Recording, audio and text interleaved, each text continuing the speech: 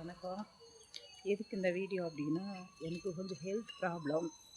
நான் பேசுகிறது கேட்குறதில்ல, health problem.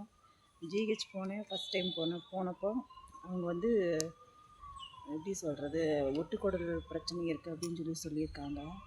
அப்புறம் மறுபடியும் ஸ்கேன் ரிப்போர்ட்டில் நேற்று பார்க்க வந்தேன். ஜிஹெச் போயிருக்கேன் டாக்டர்.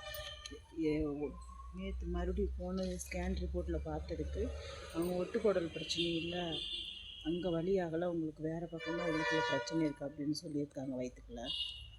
டாக்டர் வியாழக்கிழமை அன்றைக்கி தைராய்டு செக்கப்லாம் எடுத்துகிட்டு கொண்டு வந்து காமிங்க அப்படின்னு சொல்லியிருக்கிறாங்க. இப்போ போய் இன்றைக்கி சனிக்கிழமை காலையில் போய் 8 மணிக்கு தைராய்டு செக்கப் கொடுத்துட்டு வந்துட்டேன். அது வியாழக்கிழமை அன்றைக்கி அடுத்த வாரம் சனிக்கிழமை வர சொன்னாங்க. அப்போ நான் சொன்னேன், சார் வியாழக்கிழமை வர சொல்லியிருக்கிறாங்க டாக்டர் அப்படின்னு சொல்லவும், அப்புறம் வியாழக்கிழமை அன்றைக்கி வந்து பாருங்கள், ஆனால் வரேன் அப்படின்னு சொன்னாங்க. சரி, நான் வியாழக்கிழமை அன்றைக்கி நான் வரேங்க, வந்து பார்த்துட்டு டாக்டர்கிட்ட பார்த்துட்டு என்னென்னு உங்களுக்கு நான் சொல்கிறேன். ஏன்னா வயிறு வலிக்குது, நடக்க முடியல. அது ஒன் சைடு ரைட் சைடாக மட்டும் வலிக்குது, நடக்க முடியல. அது என்னன்னு தெரியல.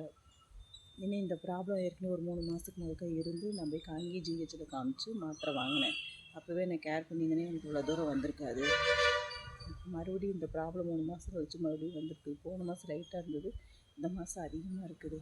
ஒருவேளை இது ஏஜ் பிரச்சனைனால வருதா, இல்லை நம்ம அப்போ குழந்த பிறந்தனே வேலைக்கு நம்ம ஸ்பாட்லேயே நம்ம போகணும், நம்மளுக்கு அந்த ப்ராப்ளம் வருதான்னு தெரியல. அதனால் இந்த செக்கப் எடுத்துகிட்டு வியாழக்கிழமைக்கு என்னென்னு பார்த்துட்டு உங்களுக்கு அடுத்த அப்டேட்டு சொல்கிறேன். நான் நல்லா இருந்தால் சந்தோஷம். ஆப்ரேஷன் வரக்கூடாதுன்னு சொல்லி நான் நினச்சிக்கிட்டு இருக்கேன்.